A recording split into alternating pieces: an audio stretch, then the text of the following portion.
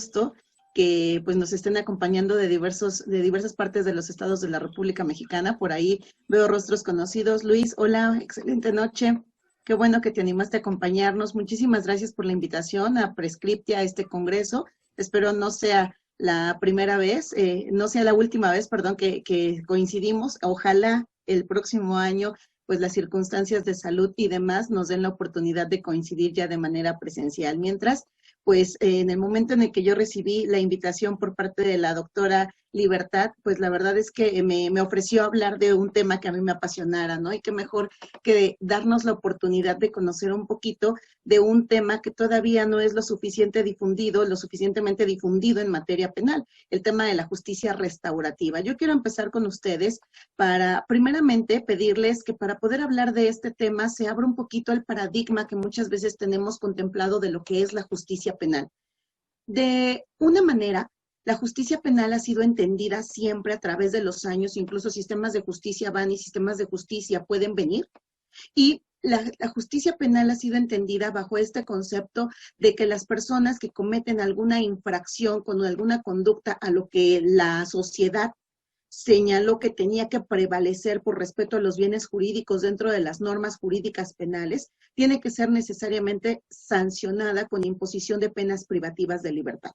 Bajo este concepto, fíjense ustedes que en el año de 2008, cuando México empieza la implementación de este sistema de justicia penal, nuestra Constitución, en el artículo 17, en aquel entonces párrafo cuarto, hoy artículo 17, párrafo quinto, por esta inclusión del párrafo tercero del artículo 17 de la Constitución, hace algunos meses para atrás, bueno, pues nuestro país empieza a trabajar primeramente el tema de los mecanismos alternos de solución de controversias en materia penal.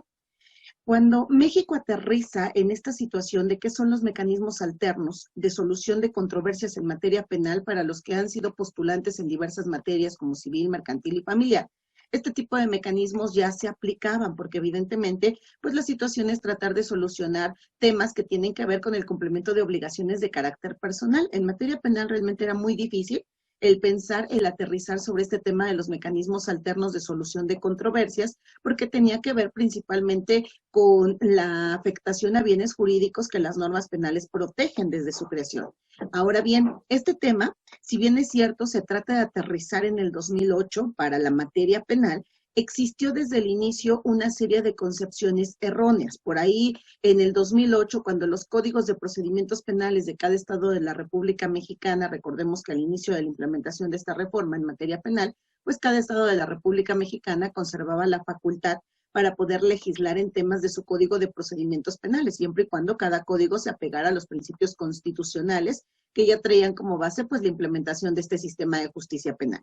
Es así entonces que los diversos códigos de procedimientos penales, hasta antes de que surgiera el Código Nacional de Procedimientos Penales, aterrizaban algunos en un capítulo específico para los mecanismos alternos, otros tantos los denominaban salidas alternas, otros tantos los denominaban justicia alternativa. De ahí viene incluso un tema que para México pues resultó bastante novedoso, la implementación de la justicia restaurativa. Sin embargo, había una confusión entre estos términos. Ahorita yo voy a explicar a qué se refiere cada una de estas terminologías. En aquel entonces, México era totalmente nuevo en tratar de implementar esta base. Sin embargo, no debo dejar pasar por alto que si el sistema de justicia penal, en el caso para adultos, en el 2008 se construye, pues es porque previamente, en el 2005, México ya había dado la pauta para que se reformara el artículo 18 de la Constitución y dejáramos atrás un modelo de justicia, por así decirlo, que se establecía para los famosos menores infractores. En el 2005, recordemos que surge una reforma al artículo 18 de la Constitución para implementar en nuestro país el sistema de justicia especializado para adolescentes. No dejemos pasar por alto que esa reforma al artículo 18 estableció un plazo de 5 años, por así mencionarlo, para que se lograra cumplir la implementación de este sistema especializado de justicia para adolescentes, ya dejando atrás este modelo de los menores infractores, en donde cualquier persona que no tuviera la mayoría de edad, 18 años cumplidos, era sometido a ese sistema de los menores infractores. Fíjense ustedes que en el 2005, cuando viene este modelo de justicia para adolescentes, algo trae consigo que es trascendental para el sistema de justicia para adultos. Lo que trae consigo es la implementación de los procesos restaurativos en tratándose de justicia para adolescentes. Sin embargo, insisto, hasta ese momento México no tenía ni la más remota idea de en dónde estábamos parados. Para México era totalmente nuevo. Y tan es así que, por ejemplo, cuando se intenta dar una definición de qué es las salidas alternas en materia penal, se confunde muchas veces con la terminología de qué son los mecanismos alternos. Incluso suele confundirse la denominación justicia alternativa con justicia restaurativa. Y aquí es en donde yo quiero aterrizar. Fíjense ustedes que a lo que se refiere el legislador, por ejemplo, a partir de 2013, en octubre de 2013, que se presenta la propuesta de reforma para modificar el contenido del artículo 73 de la Constitución en su fracción 21, y entonces concederle al Congreso de la Unión la facultad exclusiva para poder legislar en temas de un Código Nacional de Procedimientos Penales. De la mano venía una Ley Nacional de Mecanismos Alternos de Solución de Controversias en materia penal, una Ley Nacional de Ejecución de Penas y la Ley Nacional del Sistema Integral de Justicia para Adolescentes. No es hasta 2014 que dos de estas leyes surgen. ¿Cuáles surgen? Bueno, pues nosotros ya sabemos que en marzo de 2014 se promulga el Código Nacional de Procedimientos Penales, y es hasta diciembre de 2014 que se promulga lo que sería la Ley Nacional de Mecanismos Alternos de Solución de Controversias. Y es de una manera muy desatinada hasta junio de 2016 que se publica tanto la Ley Nacional del Sistema Integral de Justicia para Adolescentes como la Ley Nacional de Ejecución de Penas. Insisto, para México era totalmente novedoso. Y aquí quiero hacer una pauta. Es entonces hasta 2016, al publicarse la Ley Nacional del Sistema Integral de Justicia para Adolescentes y la Ley Nacional de Ejecución de Penas, que México empieza a tomar muy en serio el tema de la justicia restaurativa, porque quiero puntualizar que es la Ley Nacional de Ejecución de Penas que establece que dentro de los centros penitenciarios, las personas sentenciadas, así como las víctimas de esos sentenciados, van a tener la oportunidad de, si ellos de manera voluntaria lo desean, ya sea conjunta o separadamente, intervenir en programas de justicia restaurativa a fin de que si el juez de ejecución de penas lo considera pertinente la intervención voluntaria del sentenciado en programas de justicia restaurativa, podrán ser tomados en consideración como parte de su plan de actividades y en su caso poder tomar la determinación. ¿Se le concede o no se le concede alguno de los dos beneficios preliberacionales a los que alude la Ley Nacional de Ejecución de Penas?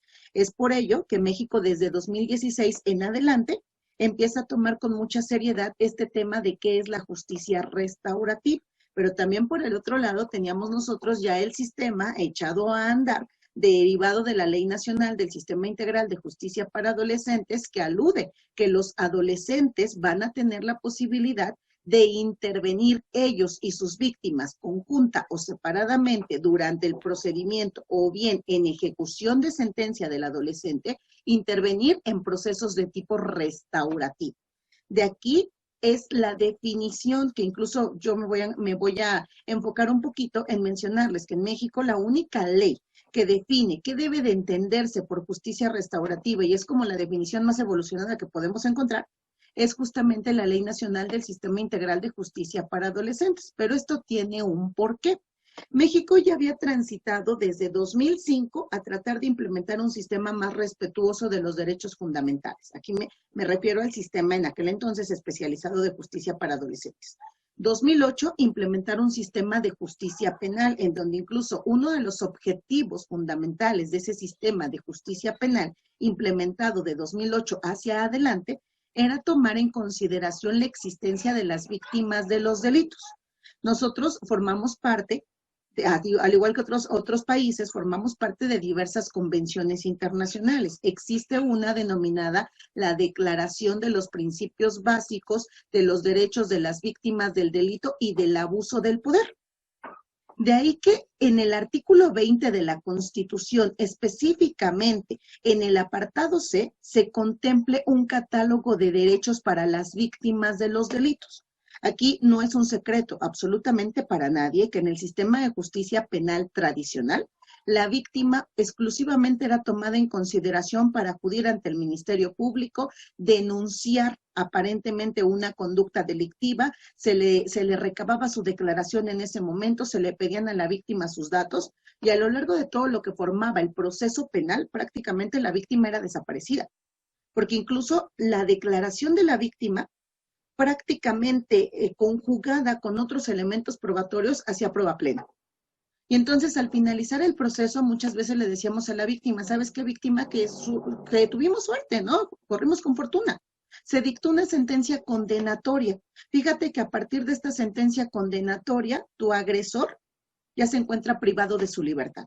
Y la víctima decía, bueno, y qué padre, ¿no? Qué padre que esté en la cárcel, porque sí, efectivamente, era algo de lo que yo quería, pero no era todo. Porque la otra parte que yo esperaba llegar a obtener era el tema de la reparación del daño. Y esa reparación del daño muchas veces era entendida solamente en un contexto material, ¿no?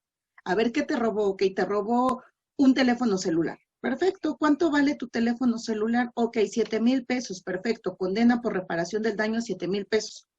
Oye, sí, pero en el momento del robo, yo iba caminando por la calle muy tranquilamente. Esta persona llegó a punta de pistola, me arrebató el teléfono celular, no sin antes haberme amenazado. Y a partir de ese momento yo vivo con un temor, yo vivo con un miedo que me es imposible prácticamente superar. Y entonces a la víctima únicamente se le decía, pues tu agresor ya está en la cárcel, ¿no? Y mira, tan está en la cárcel que si quieres aquí tienes tu sentencia. Bueno, ¿y qué hago con mi sentencia? Ah, pues pégala, no sé, colócala en un cuadrito y todos los días que llegues a tu casa la puedes ver. ¿Y eso qué significa? Ah, mira, nada más aquí pone atención, aquí sí dice que se le condena el pago de la reparación del daño, pero ¿qué crees? Es insolvente. Y entonces, ¿cómo voy a obtener la reparación del daño? Híjoles, no, pues la verdad de las cosas es que va a ser muy difícil, imposible que obtengas la reparación del daño, pero cada vez que llegues a tu casa es más resalta la parte en donde dice y se le condenó a tantos años de pena privativa de libertad y a pagar tanto por concepto de reparación del daño. Y la víctima podía vivir eternamente con ese temor, eternamente con ese miedo que había surgido a partir de la realización de la conducta delictiva. A partir de 2008, México empieza a tomar en serio el papel de las víctimas del delito. Incluso a mí siempre me resulta importantísimo señalar que parte de los objetivos, de los fines constitucionales del proceso penal, no lo olvidemos. Uno de estos es garantizar la reparación del daño. Otro importante es proteger al inocente, y esto jamás debe de ser interpretado como un principio de presunción de inocencia. La protección al inocente va también encaminada hacia la víctima. Garantizar la reparación del daño es una obligación que el Estado asume. Establecerle a la víctima en específico el derecho a la reparación del daño en el apartado C del artículo 20 de la Constitución, el darle la oportunidad de contar con un asesor jurídico, el darle a la víctima la oportunidad para que pueda intervenir a lo largo del procedimiento, incluso dándole esta facultad que tiene la víctima para poder constituirse en su carácter de coadyuvante, fue parte de las ideas que el legislador aterrizó al tratar de tomar en consideración de una manera eficaz a la víctima de los delitos.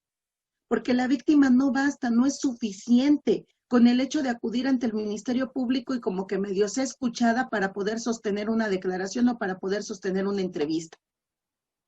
Necesitamos a una víctima activa a lo largo del procedimiento.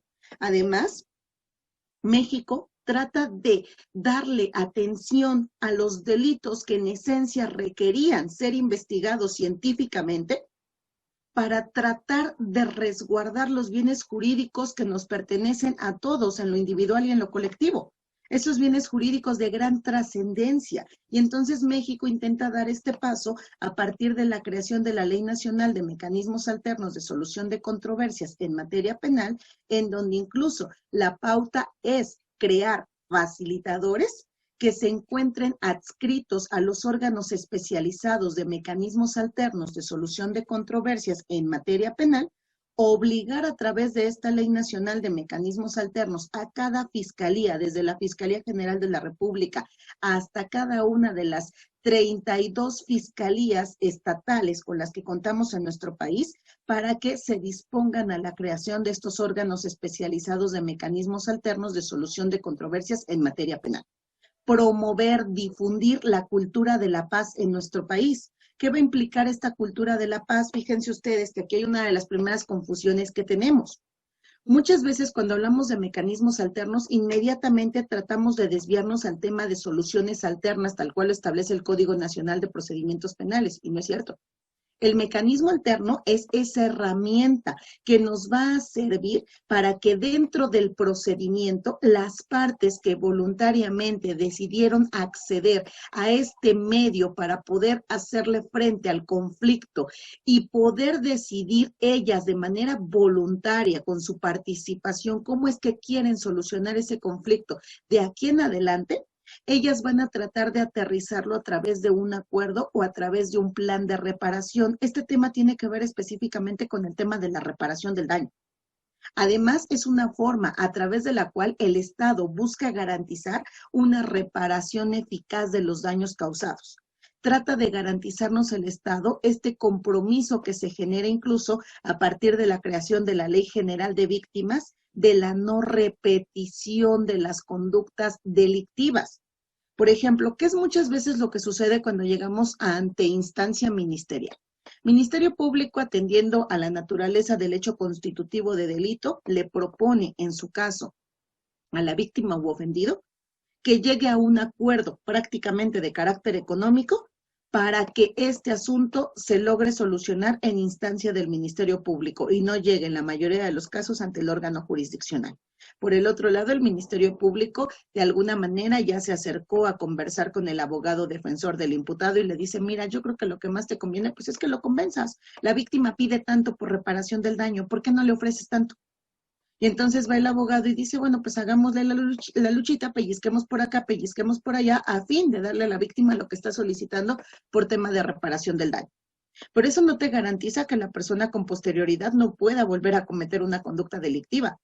Eso no te garantiza que esa persona víctima realmente se sienta satisfecha por lo que en ese momento obtuvo por concepto de reparación del daño.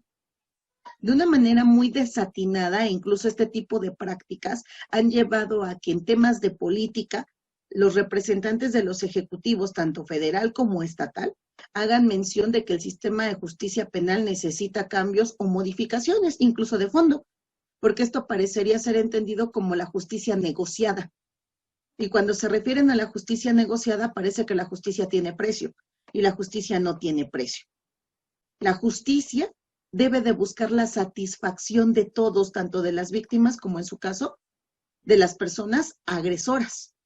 Y esto no se logra cuando llegamos con el Ministerio Público, cuando incluso en etapa de audiencia el juez de control, desde el momento en el que escuchó el tema de la formulación de la imputación, prácticamente está exhortando a las partes en ese momento para que una vez satisfecho, por ejemplo, el requisito de la vinculación a proceso, si las partes están en condición, ahí mismo se haga la propuesta de una suspensión condicional del procedimiento penal. Y entonces, ¿qué terminan por hacer? A mí me fascina, ¿no? Verlos en audiencia, me fascina porque el juez dice, bueno, ya platicaron, ya casi se acercaron y negociaron. A ver, abogado defensor, a ver, asesor jurídico, ya hablaron con sus representados para hacerles saber esta posibilidad que nos dé el procedimiento. Y dice el asesor jurídico, híjole, su señoría, pues no hemos escuchado una propuesta firme de parte de la defensa. Y la defensa dice, su señoría, yo ya lo platiqué con mi defendido y sí, efectivamente, ya le comenté que existe la posibilidad. Y está muy interesado. Entonces, si nos regalara usted, si tuviera disposición de regalarnos unos minutos para formalizarle la propuesta a la asesoría jurídica, fíjense cómo lo plantean ellos. El planteamiento va entre abogados, ¿no? Me encanta verlos como el juez les dice, perfecto, 15 minutitos, es más, si terminan antes le avisan a mi auxiliar de sala. Y entonces va el abogado defensor, se acerca con el asesor jurídico, el Ministerio Público por ahí siendo la cerecita del pastel, y entonces el defensor le propone al asesor jurídico, ¿no? Y el asesor jurídico me encanta cómo se lo dice al defensor, espérame, dame 5 minutitos, voy a platicarlo con la víctima. Pero nunca existe un encuentro directo entre el imputado y la víctima. Todo lo van a negociar ellos como, obviamente, abogados. Y entonces va el asesor jurídico, se acerca con el abogado defensor y le dice, oye, dice que sí, pero que si le pones 2,000 pesitos de más, que con todo gusto en este momento, ¿no? Y entonces la mayoría de los imputados dicen, bueno, sí, ¿y cuál es el plazo que yo tengo para? Ah, bueno, pues es que lo mínimo son 6 meses, lo máximo son 3 años. Y entonces El abogado evidentemente va a buscar lo que más le convenga a su defendido, ¿no? 6 meses, por ejemplo, en un tema de violencia familiar. 6 meses sujeto a terapia psicológica, 6 meses sujeto a que no te le acerques, 6 meses sujeto a que no la busques, 6 meses sujeto a esto. Pero realmente una persona que es agresiva en un ambiente de familia, después de 6 meses dejará de ser agresivo? Evidentemente no. La víctima de violencia familiar después de 6 meses en los que el agresor no se le acercó, no la frecuentó y demás, ¿habrá superado el tema que requiere para empoderarse y dejar de ser víctima de él y de otras personas? Evidentemente no. De una manera muy desatinada, todo se convierte, pues como lo dicen los políticos, ¿no? En una justicia tipo negociada. Porque entonces me fascina ver cómo posteriormente publican en las redes sociales, ¿no? Libertad para mi defendido. Benditos los mecanismos alternos. Espérame, lo que tú hiciste fue una solución alterna, no fue un mecanismo alterno. Un mecanismo alterno hubiera traído como consecuencia que la víctima, que el agresor, se situaran frente a frente y que fueran ellos quienes pusieran sobre la mesa el conflicto y encontraran las soluciones de manera conjunta. Y ojo, porque por eso se llama el camino hacia la paz, porque es algo que los seres humanos como tal no traemos, ¿eh? Y ahorita lo podemos ver, ¿no? Sobre todo en temas de pandemia, cuando todas nuestras emociones empezaron a reflejarse. Una escucha activa, una empatía, una tolerancia, una necesidad de negociar el conflicto, ¿no? Porque ahorita, por ejemplo, post pandemia, en cuanto se empezaron a abrir los órganos jurisdiccionales, infinidad de demandas de divorcio. O sea, no es que el amor se haya muerto en 2 o 3 meses que convivieron bajo el mismo techo. El amor ya venía muerto desde hace muchos meses, solamente que no tenían tiempo, porque no era lo mismo que él saliera de casa, que ella saliera de casa muy temprana hora, que regresaran ya hasta muy tarde, que se sentaran a beber un vaso con leche y cada quien se fuera a la cama, a tener que verse 3 o 4 meses, 24 horas del día, ¿no? No es lo mismo. Entonces, ¿qué es lo que sucede? Pues que el conflicto ya venía de atrás, que de repente se empezó a aterrizar, porque ahora sí te diste cuenta que ese modal que él tenía para comer, pues solamente lo detectaba sábado y domingo, pero podía sobrellevarlo. Pero ya tenerlo presente de lunes a domingo, evidentemente, pues no resultó satisfactorio para muchos, ¿no? Y muchos no lograron sobrevivir juntos al tema de esta pandemia, porque existen conflictos dentro de las necesidades humanas, pero también es una necesidad aprender a solucionarlos. Y entonces, cuando nosotros llegamos ante el Ministerio Público, lo primero que se nos ofrece es eso, una solución alterna. Lo que no nos dicen es que para llegar a esa solución alterna se puede solicitar una derivación al uso de un mecanismo alterno de solución de controversias en materia penal. Fíjense ustedes, de una manera, híjoles, hasta ignorante, por así mencionarlo, se desconoce gravemente la existencia de la Ley Nacional de Mecanismos Alternos de Solución de Controversias en materia penal. Pero no es culpa ni de los ministerios públicos ni de los órganos jurisdiccionales. Es una manera, le llamo yo, tendenciosa del legislador. Cuando surge el Código Nacional de Procedimientos Penales es en marzo de 2014. A partir del artículo 182, 184, 187 que mencionan los requisitos para llegar a un acuerdo reparatorio, 191 y 192 del Código que tienen que ver con los requisitos para llegar a una suspensión condicional del procedimiento, no se hace mención de la existencia de los mecanismos alternos de solución de controversias. Y como tal pasan prácticamente por desapercibidos, porque además el mecanismo alterno es una herramienta no procedimental.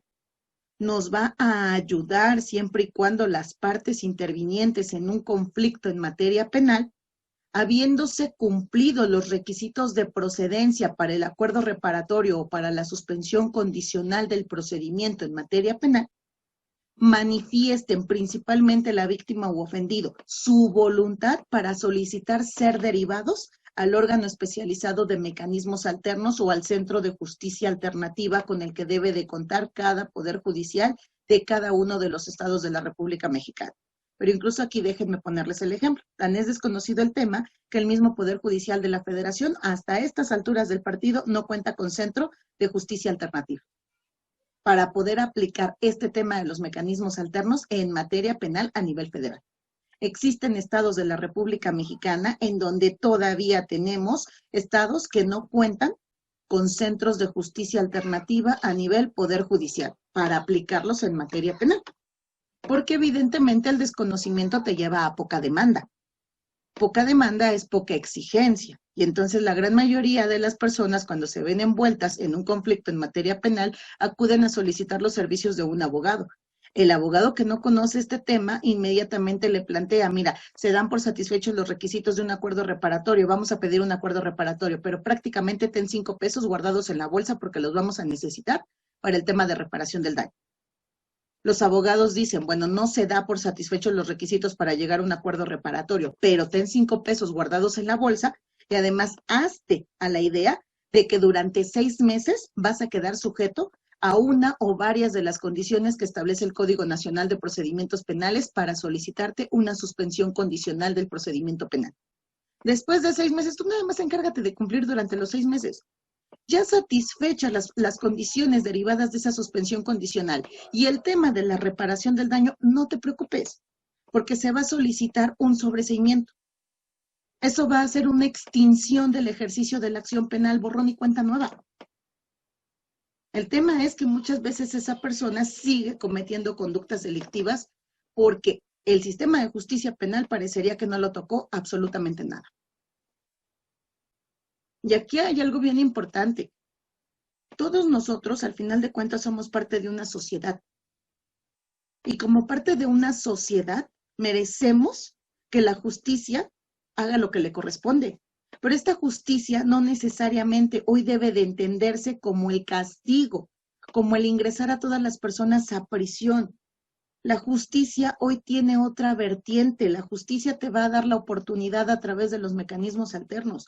La justicia te va a dar la oportunidad de entender al delito como una nueva forma de construirte en sociedad. Aquí vamos a hablar de un tema importantísimo, la distinción entre lo que es la justicia alternativa y lo que es la justicia restaurativa. Fíjense ustedes que cuando hablamos de justicia alternativa, parece que interpretamos todas las formas de hacer justicia distintas a la justicia tradicional, ¿no? Y entonces decimos, ¿y cuáles son todas esas formas de hacer justicia distintas a la justicia tradicional?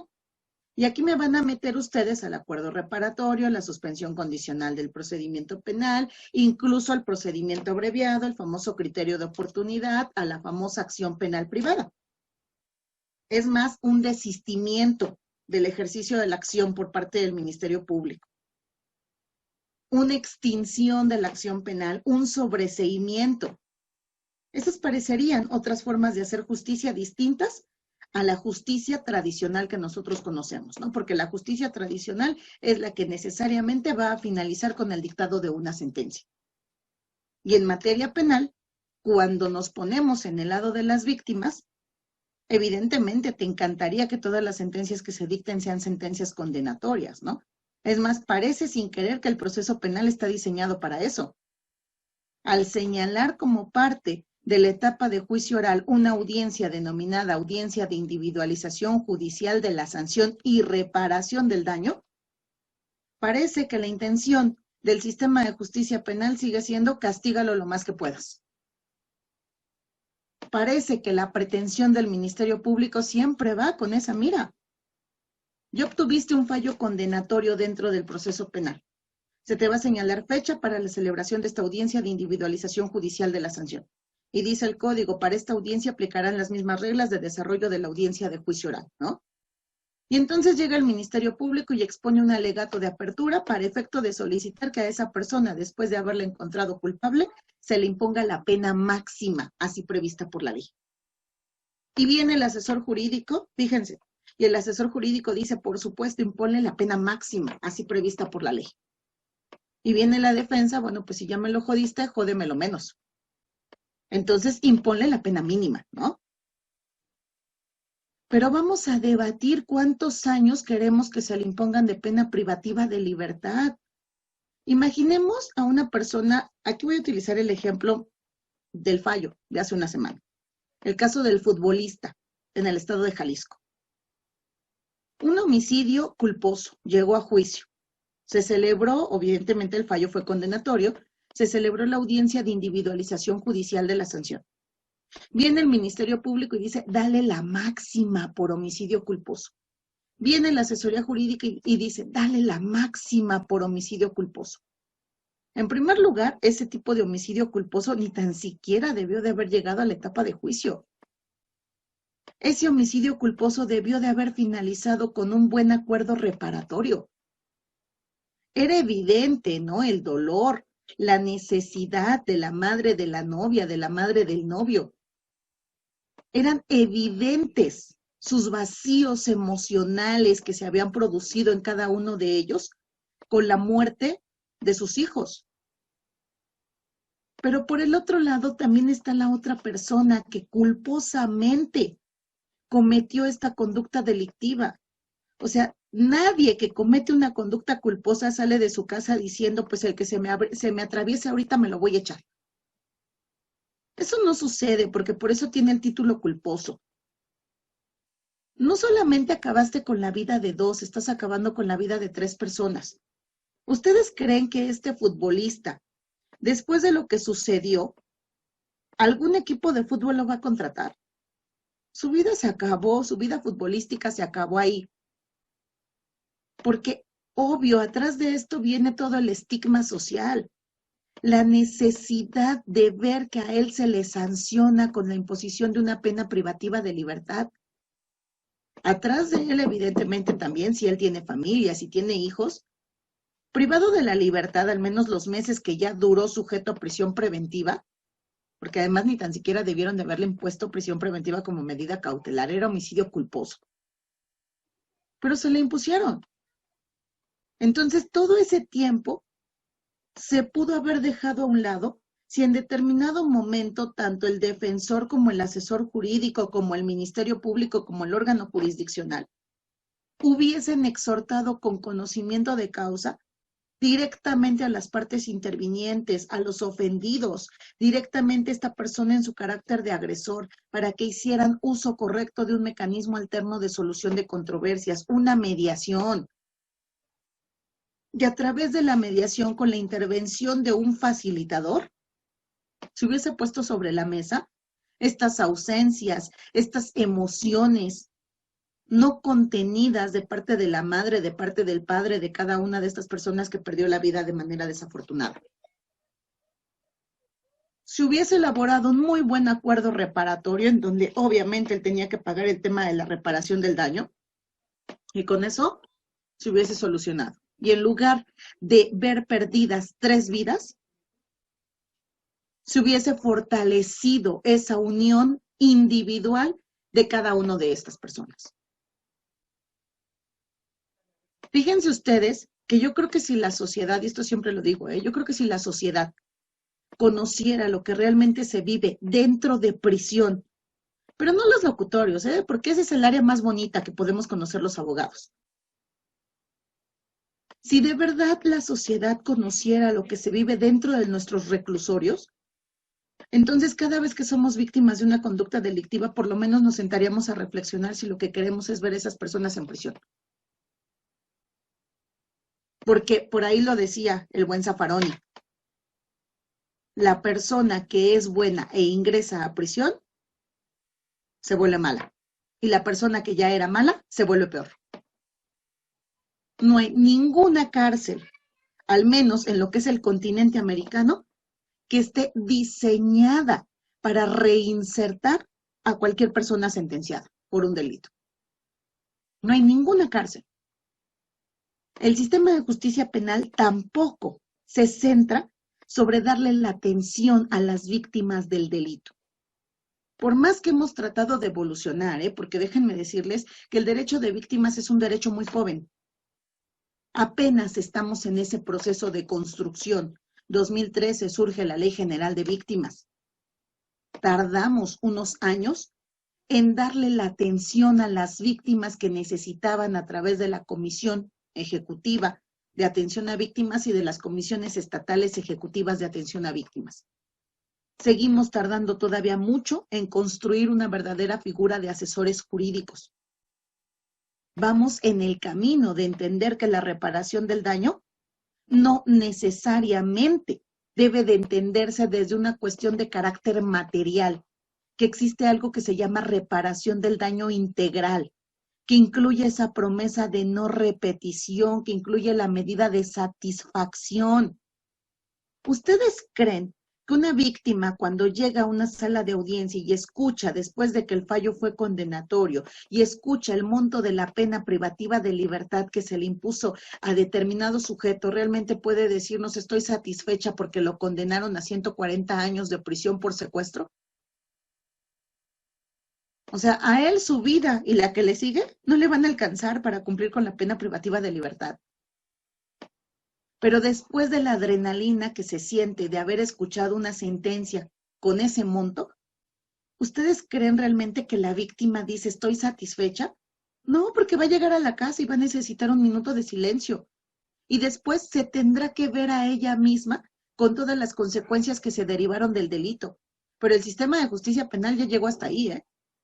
El sistema de justicia penal ya le dijo, mire usted, aquí tiene su sentencia. Aquí están los 140 años de pena privativa de libertad que buscábamos para fulano de tal. No se preocupe porque él, el resto de la vida que le quede va a quedar refundido en prisión. ¿Y el resto? ¿Y qué hago yo con la angustia de tener que vivir de aquí en adelante con que secuestro a mi hijo? ¿Y qué sigue con esta parte de los daños que de fondo se me causaron? Realmente el sistema de justicia penal, así como lo vemos, no logra satisfacer ni a las víctimas de los delitos. Más allá de solamente hacer del conocimiento X monto de una pena, no logra satisfacer de fondo a las víctimas de los delitos. Y de aquí la necesidad de comprender más allá este tema de la justicia. Por eso se llama justicia restaurativa, porque busca restaurar, resarcir los efectos que se derivaron del delito. Hoy una persona privada de su libertad en el interior de un centro penitenciario con sentencia firme tiene todo el derecho de solicitar en lo individual acercarse a programas de justicia restaurativa. ¿Y qué van a implicar estos procesos de tipo restaurativo? Tratar de, en una especie de engranaje, tratar de conjugar a la víctima del delito, a la persona que cometió la conducta delictiva y a los miembros de una comunidad. Para eso existen los programas de justicia restaurativa. Fíjense ustedes que no podemos como tal, pese a que México lo ha intentado, no podemos como tal dar una verdadera definición de justicia restaurativa. Por ahí tenemos a un autor que es conocido como el padre de la justicia restaurativa, Howard Serr, que incluso tiene un libro publicado, tiene un libro denominado El pequeño libro de la justicia restaurativa. En este libro denominado La justicia restaurativa, Howard Serr empieza por tratar de definir lo que es y lo que no es justicia restaurativa. Después de su primer capítulo, en donde trata de decirnos lo que sí es y lo que no es justicia restaurativa, concluye que la justicia restaurativa no se puede definir, porque intentar definirla sería limitarla. ¿Qué debemos de entender por justicia restaurativa? Todo modelo de justicia que busque de alguna forma que de manera conjunta o de manera individual trabajen las víctimas del delito, las personas que en su caso cometieron alguna conducta delictiva y los miembros de la comunidad, hacerlos partícipes para que cada uno de ellos, de manera directa o de manera indirecta, pongan sobre la mesa los efectos causados con motivo de la realización de una conducta delictiva. Este tema no es específicamente para las personas ya sentenciadas. Una persona que se ve inmersa en la realización de una conducta delictiva, sin problema, puede solicitar acercarse a estas formas que dentro del procedimiento se denominan mecanismos alternos de solución de controversias, y dentro de los mecanismos alternos de solución de controversias, la Ley Nacional de Mecanismos Alternativos aplicada para el sistema de justicia penal para adultos contempla como mecanismo alternativo un ejemplo de proceso restaurativo llamada junta restaurativa. En la junta restaurativa pueden intervenir la víctima de manera voluntaria el agresor de la víctima de manera voluntaria y miembros de la comunidad. Por ejemplo, puedes hacer partícipe a la familia de la víctima, puedes hacer partícipe a la familia del agresor, pueden participar miembros de la comunidad que indirectamente se vieron afectados con motivo de la realización de la conducta delictiva, pueden intervenir miembros de la comunidad que directamente se vieron afectados con motivo de la conducta delictiva. Pueden proponer de manera conjunta el tema de la reparación del daño y lo que ahí se haya establecido se va a plasmar a través de un acuerdo que va a ser la propuesta que va a acompañar, ahora sí, a la solución alterna dentro del procedimiento penal llamada acuerdo reparatorio. Puede ser que posterior a haberse dictado el auto de vinculación a proceso, por ejemplo, en un tema de delito de violencia familiar, la víctima de este delito acepte hacer uso de un mecanismo alternativo, como sería la junta restaurativa, a fin de que el agresor de esta víctima y las personas, comunidad que indirectamente se ven involucradas en la realización de esta conducta delictiva por cuanto a los daños que surgieron, pueden intervenir también en esta junta de tipo restaurativo. Logrando intervenir, por ejemplo, podría intervenir la familia de ella, podría intervenir la familia de él, para tratar de reconstruir ese tejido social. Fíjense ustedes, por ejemplo, en el tema de violencia familiar, qué tan importante sería el tratar de reconstruir este tejido social. Muchas veces, en materia de un procedimiento de índole familiar, un divorcio más la guarda custodia más el tema de alimentos, todavía traemos el tema que tiene que ver con la materia penal. La denuncia que se presentó en contra de Juanito porque Juanito resultó ser agresor de María y respecto de los hijos de María, ¿no? ¿Para qué? Para que se tome la decisión de la guarda custodia a favor de María, por ejemplo.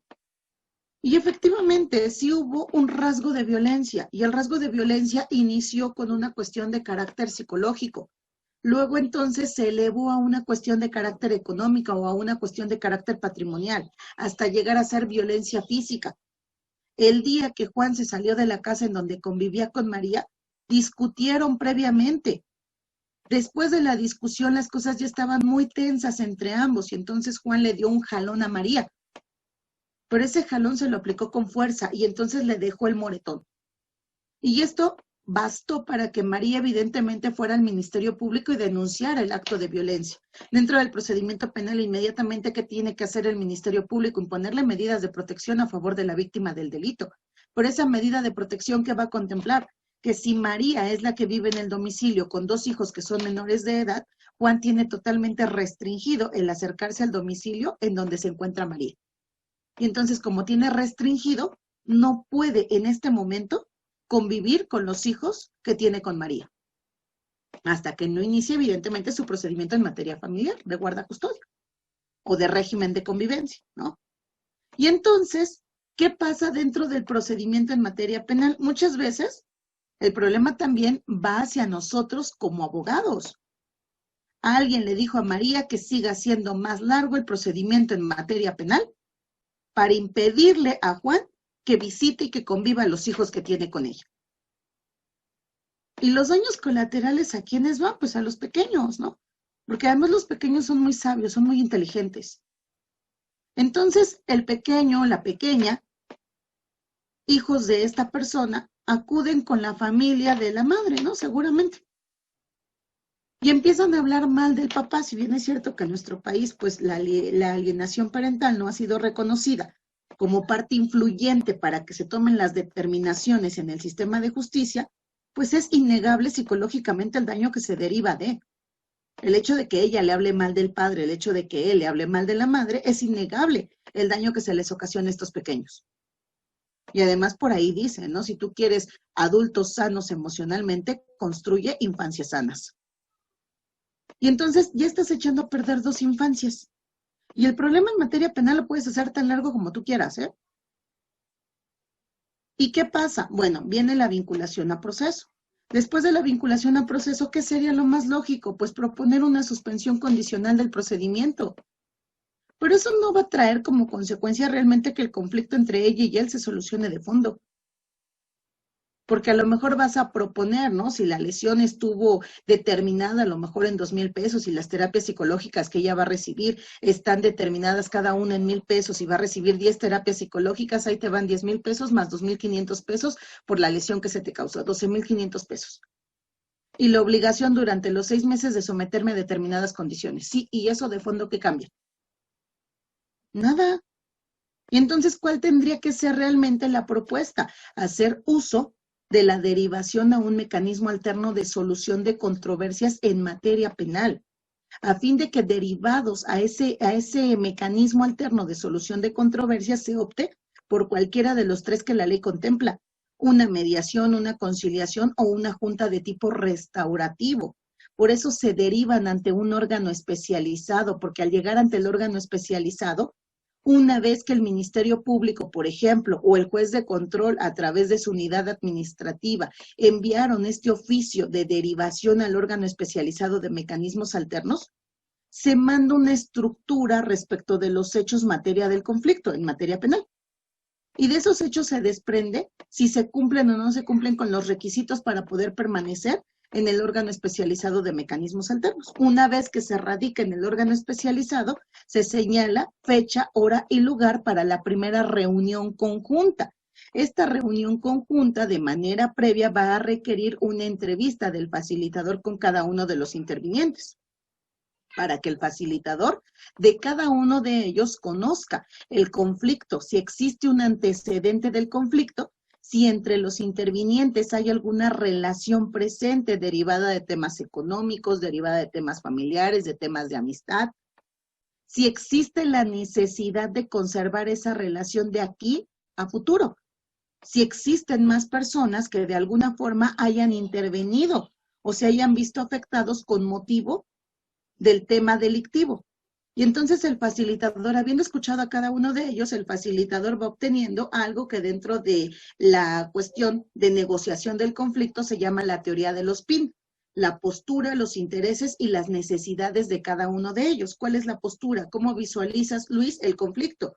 ¿Cómo visualizas, Rosalba, el conflicto? ¿Cuáles son tus intereses? ¿Qué es lo que tú quieres, Luis? ¿Qué es lo que tú quieres, Rosalba, en caso de llegar a negociarse este conflicto? ¿Qué es lo que realmente de lo que tú quieres te sería satisfactorio para ti, Luis? ¿Qué es realmente de lo que tú quieres, Rosalba, te sería satisfactorio para ti? Esos temas que sí se pueden satisfacer van a ser la materia de la negociación. Y entonces el facilitador va recibiendo la información y el facilitador dice, esto puede manejarse bajo una conciliación, esto necesariamente va a manejarse con una mediación, esto necesariamente va para junta de tipo restaurativo. Fíjense ustedes que la Ley Nacional de Mecanismos Alternativos, en el momento en el que se diseña, esto es derivado de la propuesta de reforma al artículo 21 al artículo 73 de la Constitución en el mes de octubre de 2013, se manda a llamar a las personas pues que de alguna forma ya habían tenido participación a través de modelos de mecanismos alternos en otros países y de justicia restaurativa. Y entonces, cuando se bajan estos conceptos a la Ley Nacional de Mecanismos Alternos de Solución de Controversias en materia penal, México opta por 3 modelos de mecanismos alternativos: la conciliación, la mediación y la junta de tipo restaurativo. Debo de comentarles que la junta restaurativa no existía antes de la Ley Nacional de Mecanismos Alternos, ninguna otra ley de justicia alternativa en nuestro país que contemplara la modalidad de este tipo de herramienta como lo es la junta de tipo restaurativo. Es más, si ustedes hacen el comparativo con los modelos que se tienen en otros países a nivel Latinoamérica, no hay ningún otro país que hable de la junta restaurativa. En Europa tampoco se conoce específicamente a la junta de tipo restaurativo, allá se les llaman conferencias restaurativas. Esas conferencias restaurativas se llaman así porque interviene la comunidad. ¿Qué comunidad? La que ustedes quieran que intervenga. Específicamente aquellos que de manera directa o indirecta puedan haber resentido los efectos de la realización de la conducta delictiva. Específicamente aquellos que se vayan a beneficiar con el tema de la reparación del daño. México, cuando empieza a elaborar su Ley Nacional de Mecanismos Alternativos, dice, bueno, pues es que ella se llama conferencia de tipo restaurativo, pero si queremos hacerlo un poquito más social el modelo, a ver qué se aplica, por ejemplo, cuando hablamos de colonos, cuando hablamos de vecinos.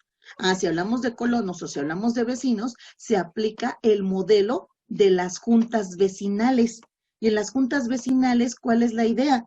Tenemos el conflicto, por ejemplo, con el vecino fulanito de tal, que cada vez que llega los fines de semana, por ejemplo, vivimos en un fraccionamiento, cada vez que llega los fines de semana, el vecino fulanito de tal, a las 2, 3, 4 de la madrugada, ingresa con su vehículo y con la música a todo volumen.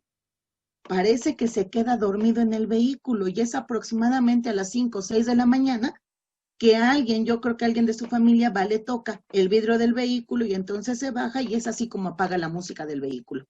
Pero esto ya llegó al punto de molestarnos a todos los colonos. ¿Qué hacemos? Junta para. Y entonces entre todos los vecinos van a proponer qué van a hacer con ese vecino que de alguna manera representa un conflicto.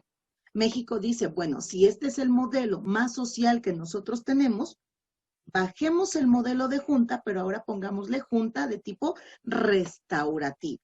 Y es así como se trabaja esa junta de tipo restaurativo. Obviamente aquí se requiere de facilitadores especializados. Algo muy bueno tuvo México a través de esta ley. Señalar la necesidad que se tiene para que las fiscalías generales de justicia, así como los tribunales superiores de justicia que cuentan con esta figura de facilitadores, se encarguen de certificarlos y especializarlos. En nuestro país, los facilitadores, todos los que están adscritos a los órganos especializados de mecanismos alternos de las fiscalías y los facilitadores adscritos a los centros de justicia alternativa de los tribunales superiores de justicia, todos cuentan con certificación. Y la certificación tiene una vigencia, su vigencia es de 3 años. Después de estos 3 años, se les hace la propuesta directamente a los facilitadores para el caso de que quieran renovar su certificación. Si deciden renovar su certificación durante los 3 años que la certificación fue vigente, ellos deben de cumplir por lo menos con 100 horas de capacitación en temas de mecanismos alternos de solución de controversias. O sea, no se trata de que ya obtuviste la certificación y hasta aquí la dejamos, no. Tienes que mantenerte en constante capacitación para que la certificación en su caso se revalide. Digo, el tema de mecanismos alternos no es muy novedoso tampoco en nuestro país, ni tampoco resulta ser tan atractivo cuando hablamos del procedimiento penal.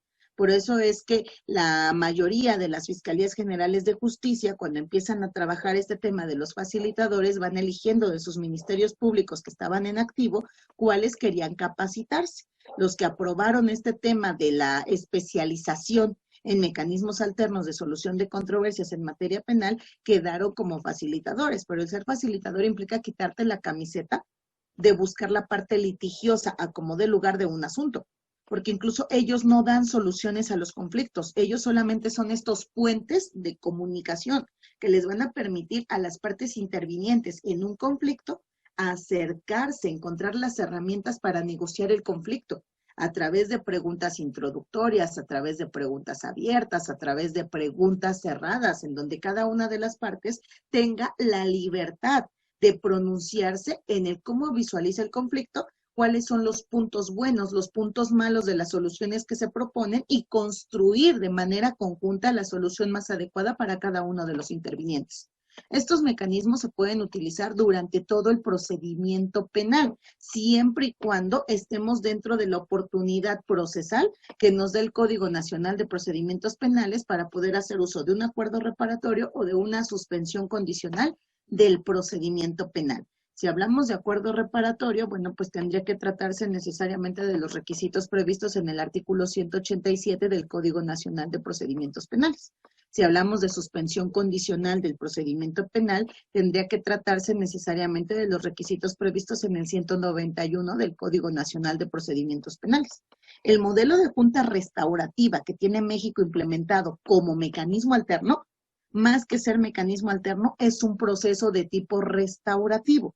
Fíjense ustedes por qué es un proceso de tipo restaurativo, porque incluso cuando México elabora la Ley Nacional del Sistema Integral de Justicia para Adolescentes, al referirse al capítulo de mecanismos alternos de solución de controversias que se pueden emplear en el procedimiento en donde estén inmersas las personas adolescentes, siempre y cuando no se trate de conductas delictivas que se encuentren sancionadas con internamiento previstas en el 164 de la Ley Nacional de este Sistema Integral para Adolescentes, se podrá hacer uso flexible de un mecanismo alterno, que necesariamente tanto el Ministerio Público Especializado como el juez de control especializado van a exhortar al adolescente y a la víctima del adolescente para que recurran a estos y puedan desembocar dentro del procedimiento en una solución alterna, llamada acuerdo reparatorio o suspensión condicional del procedimiento penal. Fíjense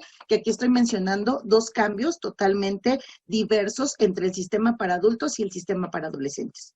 En el sistema para adultos, ustedes no van a encontrar ningún artículo en el Código Nacional de Procedimientos Penales que al referirse a las soluciones alternas haga alusión a los mecanismos alternos de solución de controversias en materia penal. De ahí viene esta parte que yo indicaba de que en materia penal no tenemos la certeza de que se nos garantice el principio de satisfacción. No tenemos la certeza de que se nos garantice el principio de no repetición de las conductas delictivas, porque si bien es cierto que tanto para el acuerdo reparatorio como para la suspensión condicional del procedimiento se exige que de manera previa se revise que ese imputado no haya tenido dentro del registro de estas soluciones alternas, no haya tenido una solución alterna, esto es, en el caso del acuerdo reparatorio, no debió de haber tenido registro que diera positivo de haber solicitado otro acuerdo reparatorio por un delito que corresponda a los hechos de la misma naturaleza de carácter doloso. O sea, si en fecha X tú cometiste un delito de carácter patrimonial, el delito patrimonial fue doloso y vienes un año después a querer solicitar un acuerdo reparatorio por otro delito patrimonial de carácter doloso, te vamos a decir que ya no hay posibilidad de darte un acuerdo reparatorio, ¿no? Ahora, del otro lado, cuando hablamos de la suspensión condicional del procedimiento penal, es un requisito para poder concederle el hecho de que se le apruebe a trámite una suspensión condicional del procedimiento penal a un imputado, es un requisito haber verificado que el registro no nos arroje que ese mismo imputado con anterioridad tuvo otra suspensión condicional del procedimiento penal. Si tuvo una y la cumplió desde la fecha en la que se registró el cumplimiento hasta este momento en el que se va a solicitar nueva suspensión condicional del procedimiento penal, debieron de haber transcurrido por lo menos 2 años. Si tuvo una y la dejó de cumplir desde la fecha en la que se registró el incumplimiento hasta esta fecha en la que solicita nueva suspensión condicional del procedimiento penal, tuvieron que haber transcurrido por lo menos más de 5 años. Si no, no te vamos a conceder ni acuerdo ni suspensión condicional del procedimiento. Sí, hasta aquí está todo perfecto. Que debe de existir un registro, ¿cierto? El problema es que no tenemos una manera efectiva de que ese registro se considere a nivel nacional. Cada estado de la República Mexicana actualiza su registro como puede y cuando quiere. Y ese registro no se tiene a nivel nacional. Entonces, si Rosalba cometió X hecho en el estado de Nuevo León, por ejemplo, hace 7 meses y allá lo acabó con un acuerdo reparatorio y va a la Ciudad de México y comete nuevo hecho, quiere un acuerdo reparatorio, Ciudad de México, cuando verifique el registro, Rosalba va a salir limpia porque no está actualizado a nivel nacional. Entonces, nunca se le va a arrojar un registro positivo de que sí, que efectivamente en Nuevo León había celebrado Rosalba con anterioridad un acuerdo reparatorio por hecho que corresponda a naturaleza de delito doloso. Y entonces no va a haber impedimento para darle a Rosalba nuevo acuerdo reparatorio. Lo mismo sucede con la suspensión condicional del procedimiento penal. El problema es ese, que de fondo tampoco son efectivos porque el registro no está actualizado a nivel nacional. Tampoco son efectivos porque existe un desconocimiento total, muchas veces de los mismos agentes del Ministerio Público, de los órganos jurisdiccionales y de los abogados, de que no todo se tiene que manejar necesariamente dentro del procedimiento. Hay herramientas extraprocesales llamadas mecanismos alternos de solución de controversias en materia penal, que habrá un facilitador que escuche a cada una de las partes antes de elegir el tipo de mecanismo a aplicar. Que el facilitador va a ser este puente que les va a ayudar a las partes a construir soluciones a partir del manejo del conflicto. Que el abogado, tanto tú, asesor jurídico, como tu abogado del imputado, pueden estar presentes en una sala en donde se desarrolle una reunión de mecanismo alterno. El punto es que tú no puedes hablar, pero sí puedes observar, sí puedes escuchar, pero no puedes intervenir. Porque si como abogados interviniéramos, seguramente ante la falta de esta educación para la cultura de la paz, seguramente nuestra intervención sería en el sentido de no preponderar el uso de un mecanismo alterno. Y aquí además el tema es importantísimo porque al usar un mecanismo alterno no necesariamente solo se va a solucionar el tema de la reparación del daño material. También viene el poner sobre la mesa el tema de la reparación del daño integral, con esas medidas que precisa el artículo 26 de la Ley General de Víctimas. ¿Cuándo, en qué momento, por ejemplo, nos preocupamos por garantizarle dentro del procedimiento penal a una persona esta medida de satisfacción? ¿En qué momento dentro del procedimiento penal le garantizas a una víctima la medida de no repetición? Prácticamente es nulo. ¿Cuál es la mejor manera de hacerlo? A través de los mecanismos alternos. Ahora, déjenme decirles, me voy a brincar un poquito más hacia el Sistema Integral de Justicia para Adolescentes. En el Sistema Integral de Justicia para Adolescentes es necesario hacer uso de los mecanismos alternos de solución de controversias para poder derivar en lo que sería una solución alterna, tratando de privilegiar en la mayoría de los casos, si está dentro de las posibilidades del adolescente, que sea él quien repare el daño causado hacia la víctima del delito, que sea él quien restituya el daño causado a la víctima del delito, que sea el adolescente bajo sus propias posibilidades quien logre resarcir el daño causado a la víctima del delito. Obviamente estamos hablando de un adolescente que no cuenta con un recurso económico propio, pero él tiene bajo su propio mérito que buscar el responsabilizarse de resarcir esas consecuencias que se derivaron de su actuar.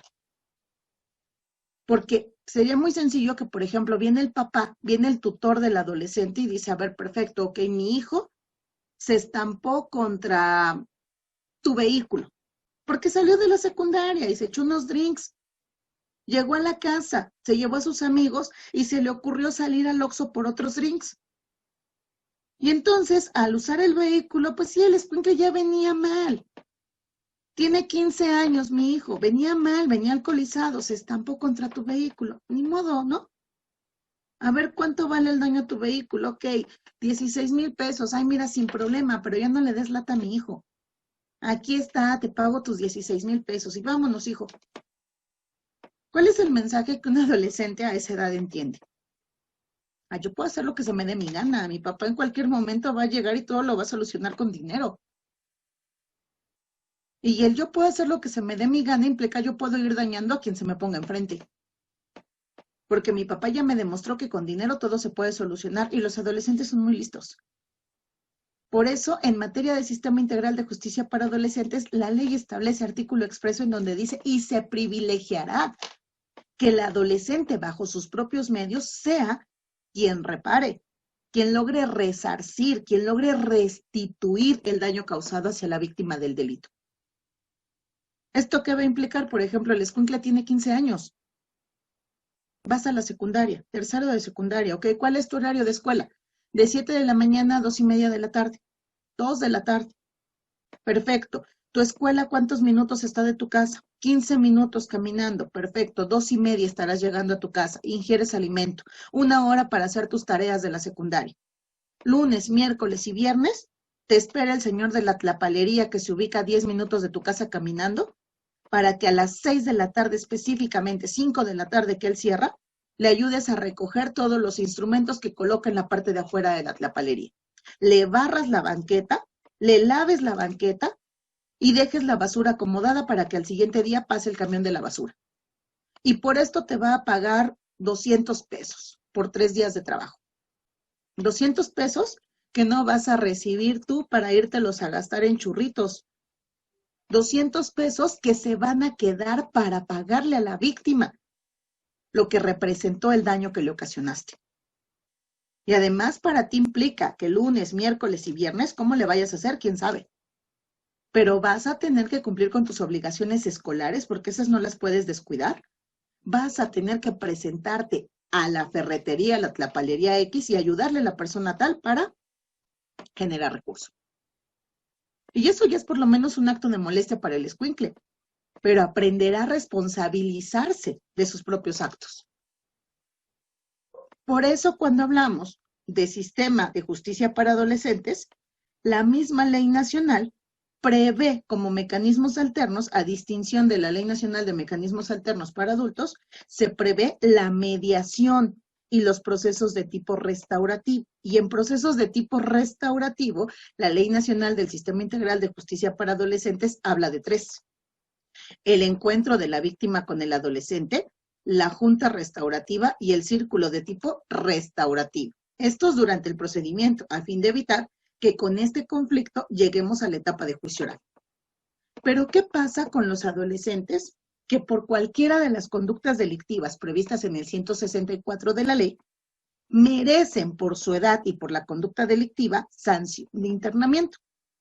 Aquí voy a encargarme 2 segundos nada más de precisar. La Ley Nacional del Sistema Integral de Justicia para Adolescentes pues se construye bajo los parámetros internacionales en materia de la justicia juvenil. Bajo este contexto, en México se establece exactamente el mismo modelo que se viene regulando a nivel Latinoamérica. El adolescente es considerado a partir de los 12 años de edad hasta antes de cumplir los 18 años de edad. La ley nacional separa a los adolescentes por las edades en las que se pueden encontrar en el momento de la comisión de las conductas delictivas en 3 grupos etarios. El primer grupo etario atiende a la edad del adolescente, 12 años cumplidos hasta antes de cumplir los 14 años de edad. El segundo grupo etario atiende a la edad del adolescente, 14 años cumplidos hasta antes de cumplir 16 años de edad en el momento de la realización de la conducta delictiva. Y el tercer grupo etario atiende al adolescente de 16 años cumplidos hasta antes de cumplir 18 años de edad. La sanción de internamiento, la ley la delimita excepcionalmente para los adolescentes que se encuentran en el segundo y en el tercer grupo etario. Y de manera excepcional solamente procederá para los delitos establecidos en el artículo 164 de la Ley Nacional del Sistema Integral de Justicia para Adolescentes. Ese 164 alude a la violación tumultuaria, al homicidio doloso, al robo cometido con violencia, al secuestro, a los delitos de delincuencia organizada, al terrorismo, al tráfico, acopio de armas. O sea, son los delitos más fuertes en los que se pudiera ver involucrado un adolescente. Pero como atendemos a la edad de el internamiento para el segundo grupo etario, es decir, adolescente de 14 hasta antes de los 16, el tiempo máximo de internamiento que se le puede dar es de 3 años. Para el adolescente que se encuentra en el último grupo etario, que sería de los 16 hasta antes de los 18 años de edad, el internamiento como tiempo máximo que se le puede dar es de 5 años. De manera tal que si ustedes alcanzan a percatarse de algo importante, al hablar de sanciones de internamiento, estamos refiriendo que el adolescente, por cualquiera de estas conductas delictivas del 164, siempre y cuando pertenezca al segundo o tercer grupo etario, va a quedar sujeto a sanción de internamiento en caso de ser encontrado culpable de la comisión de la conducta delictiva que se le atribuye. Ahora bien, ¿qué pasa si el adolescente queda sujeto a internamiento? Por ejemplo, voy a hablar de un delito muy grave en el que pudiera haberse implicado un adolescente. Hablemos de violación tumultuaria. Un adolescente, 15 años de edad, que de repente, pues a la edad que tiene, le gusta una compañerita de la secundaria. Pero esa compañerita de la secundaria ya se acercó, ya le preguntó, oye, ¿quieres ser mi novia? Y ella ya lo bateó tantas veces como quiso. Y un día entonces hay una tardeada. Y con motivo de esa tardeada, pues la chica se retira, esta niña se retira antes de que finalice el evento. Es una tardeada al final de cuentas. Este jovencito, reuniéndose con otros 5 de sus compañeritos, van detrás de ella. Y en determinado punto la jalonean, la llevan a X lugar solitario, y en X lugar solitario, pues los 5 compañeritos la violan. ¿Qué pasa con este jovencito? Tiene 15 años de edad. Se encuentra dentro del segundo grupo etario. Es una violación. Y estamos hablando de una violación tumultuaria. De acuerdo al 164, correspondería internamiento en caso de que lo encontremos culpable. Y efectivamente, así sucede. Viene el internamiento para el jovencito, el tiempo máximo que la ley te dice, para la edad en la que él se encuentra, tomando en consideración el momento en el que aconteció la conducta delictiva, será de máximo 3 años. ¿Qué pasará después de estos 3 años si incluso el jovencito dice, dentro de su procedimiento, es que no es la primera vez que lo hago? La verdad es que, pues, yo ya lo había hecho anteriormente. Mi tía deja a mi prima en casa de mi abuela. Pues una vez yo fui a la casa de mi abuela, mi prima tiene 7 años de edad, un día estaba solo y pues se me ocurrió, pero pues nada más, le metí 2 dedos en la vagina y le dije que no dijera nada, porque si ella decía algo, a ella no le iban a creer. Y menos porque pues en la casa de mi abuelita yo soy el primer nieto, todos me quieren, todos me cuidan. ¿Qué pasa con este jovencito? En 3 años será suficiente, solamente si nos enfocáramos al internamiento como lo hacemos en los adultos, para lograr garantizar una reintegración del adolescente en cuanto salga después de haber cumplido la sanción de internamiento a la sociedad. ¿Será suficiente para después de estos 3 años garantizarle un acercamiento a la comunidad? Por eso, en justicia para adolescentes, el tema de los procesos restaurativos aplicados bajo el contexto de justicia restaurativa es más que necesario. Pero tampoco es porque de repente el legislador haya dicho, oye, como que nos está faltando atender estos temas. No. México, en el 2002, formó parte de este tema que se estableció a nivel Iberoamérica, la Declaración Iberoamericana de Justicia Juvenil Restaurativa, en donde por primera vez se trata de dar una definición sobre los modelos de justicia restaurativa. Al tratar de definir la justicia restaurativa en esta Declaración Iberoamericana de Justicia Juvenil y Restaurativa de 2002, se establece que por justicia restaurativa deberá de entenderse toda respuesta evolucionada al crimen, en donde se respete la dignidad, la equidad, se garantice la sanación de cada persona envuelta en el conflicto penal, entendiendo por estas a las víctimas, a los delincuentes y a los miembros de la comunidad. Por eso, ¿qué es la justicia restaurativa? Si quisiéramos encontrar una definición apegada a esta declaración, todo modelo evolucionado de respuesta al delito. ¿Y quién tiene derecho a la justicia restaurativa? Todas las personas, víctimas, comunidad, delincuentes que se ven implicados dentro de un proceso penal. Y el primer modelo en tratar de aterrizarlo de esta manera para México es la Ley Nacional del Sistema Integral de Justicia para Adolescentes, que busca que el adolescente, que la víctima del adolescente, que la comunidad a donde se encuentra adherido el adolescente, y por comunidad no necesariamente es la familia del adolescente, porque es entendido que muchos de estos adolescentes desde sus etapas tempranas de infancia pues fueron dejados a su suerte. Muchos de ellos vienen de familias totalmente desintegradas. Muchos de ellos son productos de embarazos no deseados. Crecieron desde los primeros años de su vida en total soledad, en total alejamiento. Entonces, entiéndase que por comunidad no necesariamente es la familia del adolescente. Qué padre cuando atrás del adolescente hay un papá y una mamá y un tutor que va a responder. Pero en la mayoría de los casos no lo es así. Y entonces, ¿qué tienes que hacer? Trabajar con este adolescente para que le encuentre la solución a su propia conducta delictiva. Aquí me voy a permitir hacerles un comercial.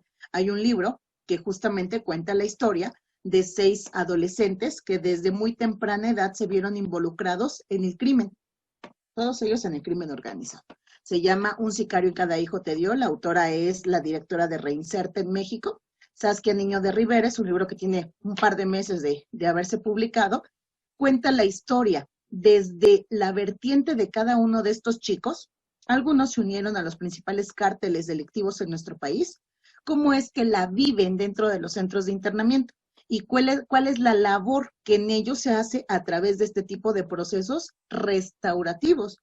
Porque obviamente Una persona, por ejemplo, hay un caso en específico en este libro, que es un adolescente que trabajó con uno de las organizaciones delictivas, pues, más, digamos que más fuertes, empoderadas en nuestro país, ¿no? El Cártel Jalisco Nueva Generación.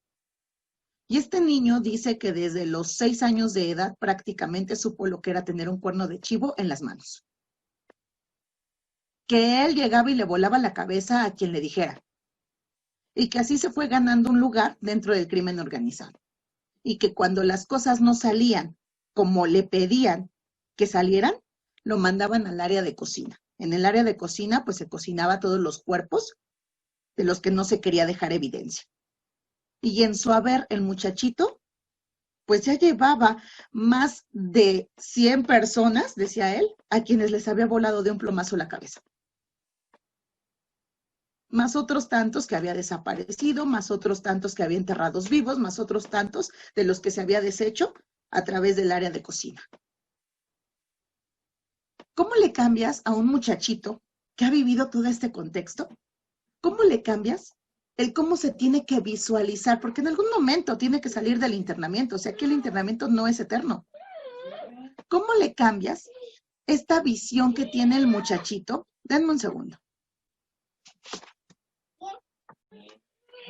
¿Cómo le cambias esa visión que tiene este muchachito? Perdón, pero pues es que ya es hora de que se duerman los niños también y ya vino a buscarme el atoso.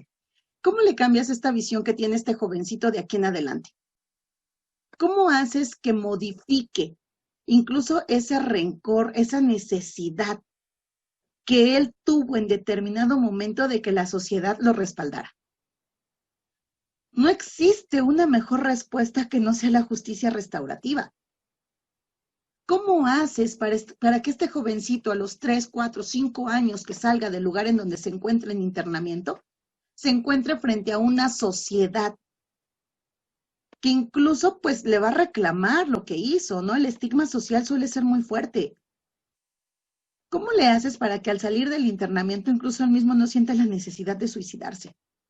O la necesidad de regresar a la única forma de vida que él conoció durante muchos años de su vida, el crimen, el delito. Porque incluso por la edad en la que se encuentran, es muy difícil que ellos sientan arrepentimiento. Es muy difícil que ellos sientan la necesidad de conocer lo que es el perdón.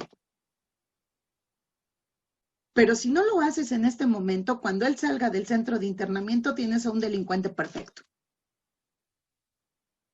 Por eso este tema es tan importante en el sistema de justicia para adolescentes. Pero ahora, déjenme decirles algo, no es todo, no es lo único.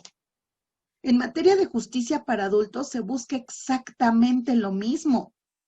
Mira, qué mejor manera de evitar que en el interior de los centros penitenciarios se desaten motines. Qué mejor manera de evitar que en el interior de los centros penitenciarios se desaten rencillas entre los mismos internos que utilizando la justicia restaurativa. Y esto lo prevé la Ley Nacional de Ejecución de Penas en materia penal. La Ley Nacional le da la oportunidad a todas las personas en su carácter de sentenciados de hacer uso de los programas de justicia restaurativa, siempre y cuando de manera voluntaria lo quieran. ¿Y cómo logramos esto? Fíjense ustedes que la Ley Nacional de Ejecución de Penas, yo siempre lo digo, es una de las leyes más bonitas que tenemos en nuestro país, pero es una ley muy alejada de un contexto social. Nuestra sociedad mexicana está en ese camino y tenemos que tocar todavía el fondo de una manera muy profunda para de verdad analizar que no va a existir mejor manera de darle una respuesta a las necesidades de la sociedad que no sea a través de la justicia restaurativa. Porque tenemos que buscar el caminar hacia esta especie de perdón colectivo. Porque quiero que ustedes me digan de manera sincera, en el sistema tradicional de justicia y en este sistema de justicia penal, hoy que tenemos un catálogo del 19 de la Constitución, en su momento un catálogo de delitos graves, que no ameritaban otra cosa que no fuera desde el inicio el dictado de un auto de formal prisión, una pena privativa de libertad anticipada. Y en este sistema de justicia penal tienes un catálogo de delitos de prisión preventiva oficiosa. Y que cada vez que tienes un conflicto social que no puedes detener, el legislador se sienta, recibe una iniciativa de ley y dice, perfecto, súmalo al catálogo de delitos de prisión preventiva. Y con eso pretendes, es un error de la política criminal, y con eso pretendes impedir que este delito siga sucediendo. Díganme ustedes, si con todas las leyes que tenemos en nuestro país, que son en exceso punitivas, la ley en materia de secuestro, la ley en materia de trata de personas, la ley en materia de delincuencia organizada, el tipo penal de feminicidio en nuestro país. En algunos estados de la República Mexicana sancionado el feminicidio con pena vitalicia. En otros estados de la República Mexicana sancionado el feminicidio con pena de 140 años. En otros estados sancionado con pena de 75 años. Díganme si realmente este tipo de conductas delictivas han dejado de suceder. O sea, si con el aviso que le damos al delincuente de fíjate que si te encontramos robando con violencia, el delincuente dice, ay no, pues entonces sí, si me encuentran robando con violencia, me van a detener y me van a imponer prisión preventiva oficiosa y ahí me voy a quedar todo lo que dure mi procedimiento. Ah, no, mejor robo sin violencia. O sea, ¿de verdad habrá un delincuente que razone en este contexto y que diga, por ejemplo, el agresor feminicida, que diga, no, pues es que si mato a una mujer por razones de género y me detienen y me someten a procedimiento, no la voy a librar. 75 años de mi vida privado de mi libertad. 140 años, no, aquí me voy a quedar, pena vitalicia. ¿Habrá alguien que lo piense antes de cometer la conducta delictiva? O sea, las cárceles están llenas de personas que fue la primera vez que cometieron un delito, o personas que ya llevan varios delitos cometidos en su haber. Y en su gran mayoría, incluso por eso se dificulta tanto, muchas veces, que obtengan un beneficio, porque ingresaste por un delito, si bien es cierto que ya cumpliste con la pena privativa de libertad, pero adentro te echaste a otro, adentro lesionaste a otro, porque además adentro de las prisiones es la guerra de la sobrevivencia. Y entonces, este tipo de política criminal que tenemos en nuestro país, cada vez más punitiva, ¿impide que los delitos se cometan? Obviamente no es así. Y entonces, ¿qué sucede? ¿Hacia dónde tenemos que caminar? Hacia el punto de llegar a implementar dentro de los centros penitenciarios los modelos de justicia restaurativa. Fíjense ustedes, aquí me voy a permitir tomar lo que dice la Ley Nacional de Ejecución Penal. La Ley Nacional de Ejecución Penal tiene específicamente un capítulo que se refiere a estos temas de la justicia restaurativa y lo contempla de manera tal que incluso nos establece cuáles van a ser los alcances de la justicia restaurativa. En el artículo 200 nos da una definición de justicia restaurativa, pero a mí me fascina lo que dice la ley por cuanto es al alcance de la justicia restaurativa. Artículo 203. Si el sentenciado se somete al proceso de justicia restaurativa, el juez de ejecución lo considerará como parte complementaria del plan de actividades. ¿Cuál creen ustedes que es el problema? Que dentro de los centros penitenciarios, la verdad de las cosas es que no hay espacios adecuados para que se desarrollen los procesos de justicia restaurativa. ¿Qué procesos se pueden realizar? El artículo 204 habla justamente de los procesos de tipo restaurativo, pudiendo ser individuales, o sea, el sentenciado por un lado y la víctima por el otro lado. Porque aquí quiero dejar claro que la justicia restaurativa no es tanto así como ven víctima, ven sentenciado, a ver, véanse el uno al otro frente a frente, tómense una tacita de café y si quieren les regalo galletas para que hablen juntos sobre la consecuencia del delito. No, porque imagínense ustedes a la mamá de la víctima de un feminicidio. No le podemos decir al feminicida, siéntate frente a ella y descríbele cómo es que te deshiciste de los restos de su hija. Obvio no, hay que trabajar por separado, porque alguno de nosotros, por ejemplo, se ha puesto a pensar en este delito que es el feminicidio. Si realmente la justicia llega en el momento en el que la familia de la víctima, materia, objeto del feminicidio, recibe una sentencia en donde el delincuente por feminicidio, el feminicida, se le impone una pena privativa de libertad de 70 años, por ejemplo. ¿Realmente a partir de este momento acabó el calvario de los ofendidos por feminicidio? ¿Qué sigue? Miren ustedes. Vamos a poner el contexto. El feminicida fue la pareja de la víctima de feminicidio. Con esa víctima de feminicidio tuvo 2 hijos, ambos menores de edad. La abuela materna, que ya se encuentra en cierta edad de su vida, obviamente el desgaste emocional, la carga física de haberle hecho frente a todo el procedimiento de feminicidio, el desgaste que hoy tiene al saber que va a tener que quedar al cuidado de esos 2 hijos que dejó su hija al morir, la suerte que les va a deparar a esos 2 niños, porque además socialmente la verdad es que somos malos. Entonces imagínense estos 2 pequeños en edad educativa, que de repente un compañerito llegue y les diga, oye, fulanito de tal, todos sabemos que tu papá está en la cárcel porque mató a tu mamá. ¿Qué pasa con esta parte de las consecuencias del delito? Por eso la justicia restaurativa es una respuesta evolucionada al delito. ¿Qué pasa con esta parte de la justicia restaurativa? ¿Qué sigue después para las víctimas de los delitos? ¿Qué sigue después para el sentenciado por un delito? Miren, los sentenciados también pasan por lo suyo, ¿eh? O sea, ya el verse con una sentencia encima y ver cada fin de semana el desgaste que tiene la familia por ir a visitarlo, el desgaste emocional, el desgaste físico y el desgaste económico, en determinado momento les llega a pesar. Una persona privada de su libertad, ¿no creen ustedes que se la pasa campechaneándosela porque recibe las 3 comidas diarias y porque medio tiene un espacio para dormir? Esa persona tiene que estar alerta las 24 horas del día. Pierde la noción del día y de la noche porque está sometido a un conjunto de reglas. Se preocupa por sobrevivir.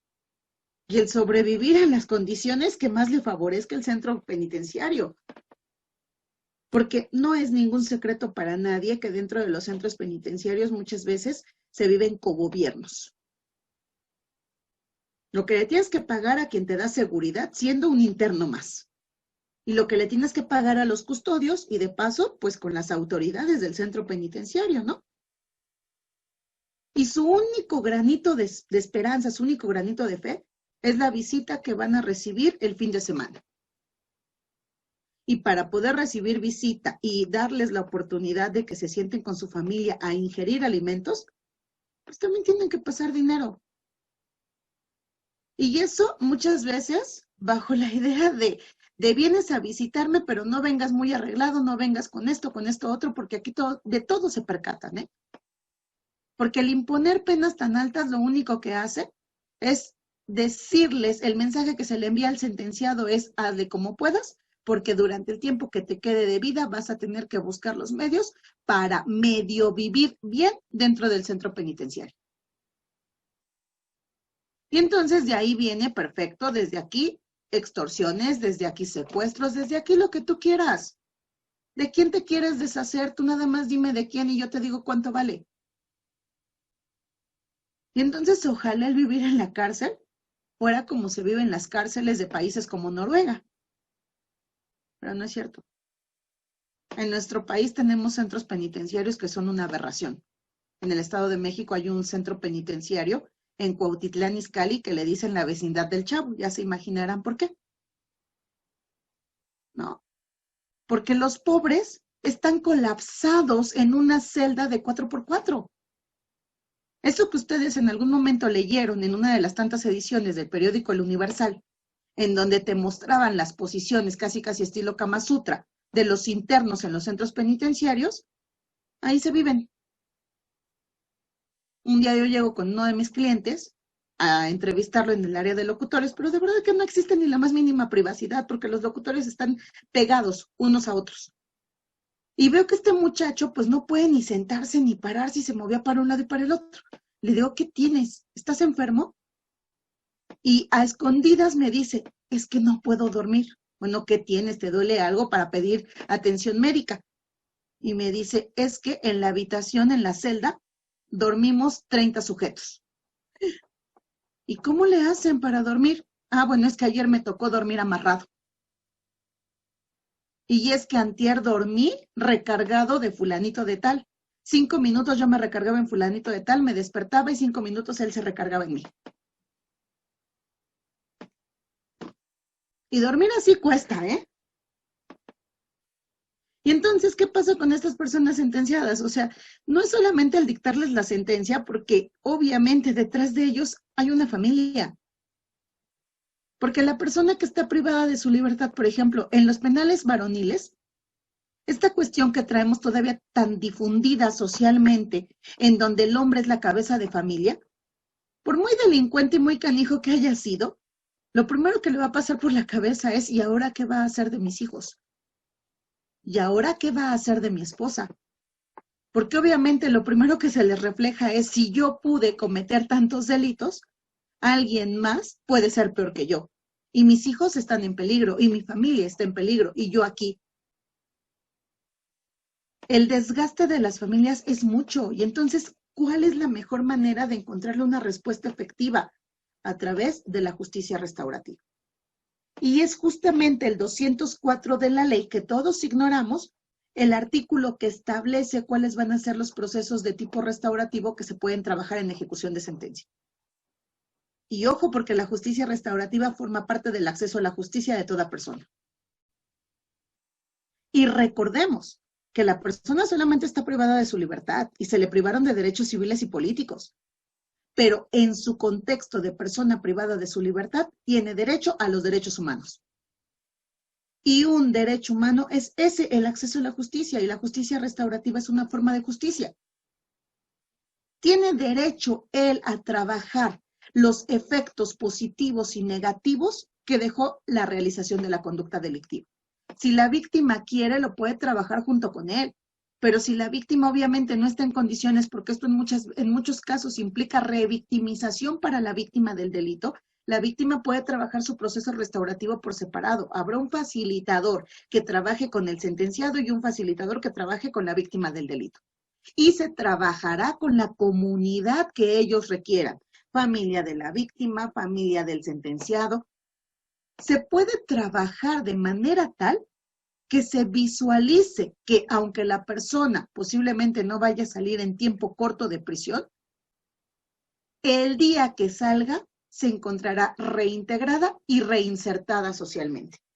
Por eso les decía que el sueño de la reinserción social sí tiene una vía y se llama la justicia restaurativa.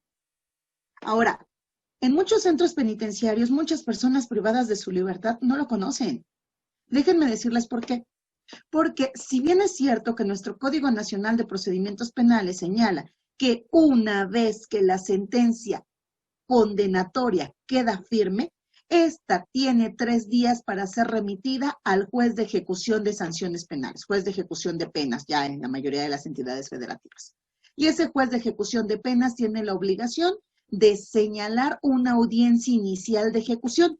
En esa audiencia inicial de ejecución tiene que informarle al sentenciado que su sentencia ya quedó firme, que incluso habiendo apelado la sentencia, el Tribunal de Alzada la remitió con grado de firmeza, confirmó la sentencia condenatoria dictada por el Tribunal de Enjuiciamiento, que a partir de ese momento él queda totalmente a disposición de ese juez de ejecución penal, que a partir de ese momento él tiene la oportunidad de conocer por conducto de las autoridades penitenciarias y el Comité Técnico Penitenciario tiene la oportunidad de conocer cuáles son las actividades que forman parte del interior de ese centro penitenciario para que él participe junto con estas autoridades en el diseño de su plan de actividades.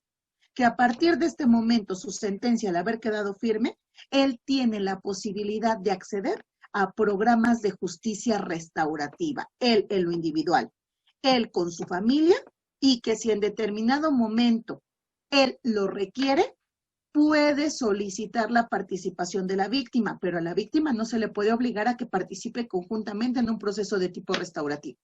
Y muchas veces lo que se hace, por ejemplo, va el facilitador después del proceso restaurativo empleado con el sentenciado cuando haya conocido el alcance de su conducta delictiva, puede incluso escribirle una carta dirigida a la víctima.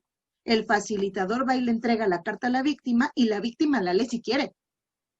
Si la víctima en determinado momento accede a la lectura de esa carta y la víctima quiere, puede contactar al facilitador y pedir ella en lo individual su proceso restaurativo o solicitar estar dispuesta a trabajar de manera conjunta el proceso de tipo restaurativo. Ya aquí no va a pasar nada, o sea, condenado ya quedaste. Pero muchas veces hay muchas dudas en la cabeza de las víctimas. ¿Por qué mataste a mi hija? ¿Por qué violaste a mi hija? ¿Por qué esto? ¿Por qué mataste a mi esposo? Muchas veces esa necesidad que tienen o que tenemos todos de ser escuchados a fin de evitar incluso un contexto de venganza. Porque muchas veces este tipo de víctimas dicen, bueno, algún día va a salir de prisión y lo sé, pero el día que salga lo voy a estar esperando porque me las va a pagar a mí. ¿Para qué generar más delitos? Si la respuesta puede ser esta, la justicia restaurativa. Y las leyes en México lo contemplan. El problema que tenemos es que en muchos estados de la República Mexicana los jueces de ejecución penal no llevan a cabo esta audiencia inicial de ejecución. Y que en todo caso se contemplaría para las personas sentenciadas del sistema penal acusatorio. Y para los que están atrás del otro sistema, ¿qué oportunidad les dejamos? Porque además las autoridades penitenciarias tendrían la obligación, por ejemplo, el trabajador social del centro penitenciario tendría la obligación de acercarse a la familia de la persona sentenciada y hablarles de la posibilidad del empleo de los procesos de tipo restaurativo. Y esto es para todos los delitos, ¿eh? Porque todas las personas privadas de su libertad ya con sentencia firme tienen la oportunidad de acceder a la justicia restaurativa. No es exclusiva. O sea, un secuestrador puede, por supuesto. Un tratante puede, por supuesto. Todas las personas en calidad de sentenciados pueden acceder a estos procesos de justicia restaurativa. Aquí sí debo de presumirles que el Estado de México, siempre hablo los vicios y defectos del Estado de México, pero el Estado de México tiene algo muy bueno en la parte de cómo se han venido manejando los mecanismos alternos de solución de controversias y cómo se han manejado esta parte de la justicia restaurativa. Incluso el Estado de México tiene una figura que establece también la Ley Nacional de Ejecución de Penas que se llama mediación penitenciaria. Dentro de los centros penitenciarios, por ejemplo, en el Estado de México hay un penal que se llama Nes a Bordo. En ese penal existen 40 personas privadas de su libertad con calidad de sentenciados que fueron certificados por el mismo Centro de Justicia Alternativa del Tribunal Superior de Justicia del Estado de México y la Universidad Autónoma del Estado de México, la UAM, para certificarse como mediadores penitenciarios. ¿Cuál es la labor de estos? Bueno, estos ante algún conflicto que detecten dentro de sus mismos compañeros o algún conflicto que detecten del compañero para con la autoridad penitenciaria antes de que llegue a una sanción disciplinaria, pueden hacer uso de estos programas de justicia, de estos programas de mediación penitenciaria. Perdón. Con eso te evitas entonces que en tu haber aparezca por ahí que tuviste una sanción de carácter disciplinario, porque eso en determinado momento, si quisieras llegar a solicitar un beneficio preliberacional, podría afectarte en la determinación que tome el juez de ejecución de penas. Entonces, a fin de evitar esto, se trabaja la mediación penitenciaria. Y además eso es punto bueno, porque aunque ustedes no lo crean, una persona que está privado de su libertad, que se visualiza, porque además bien bonito, en el Estado de México les mandaron a hacer sus playeras de su uniforme que tienen, con la parte de atrás tienen una leyenda que dice mediador penitenciario. Y entonces eso ya por lo menos es un distintivo, ¿no? O sea, ya no soy como el resto de los internos. Ya acudí a capacitación, me certificaron, hoy puedo hacer esto. Entonces el reconocimiento que se hace por el resto de los internos para ellos ya es un plus. Y esa es la parte bonita de estas otras formas de hacer justicia. Si quisiéramos concluir con alguna definición de justicia restaurativa, yo creo que no la hay. No hemos construido de fondo una definición de justicia restaurativa. Tendremos que visualizar a la justicia restaurativa como esa respuesta más evolucionada al delito. Puede darse dentro del procedimiento y puede darse posterior a que ya finalizó el proceso penal. Y siempre tratando de que se llegue a la mejor solución posible en el cómo vamos a salir de aquí en adelante respecto de las consecuencias que se derivaron del delito. Se llama resiliencia. Y ya a eso tenemos que llegar prácticamente todas las personas. Y con esto, pues me gustaría invitarlos a que, pues, el tema que hoy platicamos en unos cuantos minutos, porque de verdad que el tema es además muy profundo, pues les interese un poquito más. Por ahí les recomendé esta lectura, que es yo creo que es el primer libro de acceso al tema de la justicia restaurativa, se llama así El pequeño libro de la justicia restaurativa, su autor es Howard Serr, es conocido en países europeos como el padre de la justicia restaurativa. Él habla en este libro de los modelos que se llevan en Australia, los modelos que se llevan en Canadá de justicia restaurativa y obviamente en Groenlandia de justicia restaurativa, ¿no? Él se sitúa en los años 80, ya hablando de justicia restaurativa comunitaria. Y en México venimos apenas, a partir de 2016, a hablar de justicia restaurativa. O sea, aquí nada está dicho. La justicia restaurativa se tiene que seguir construyendo, porque en algún momento tendrá que ser de verdad la respuesta más eficaz al crimen.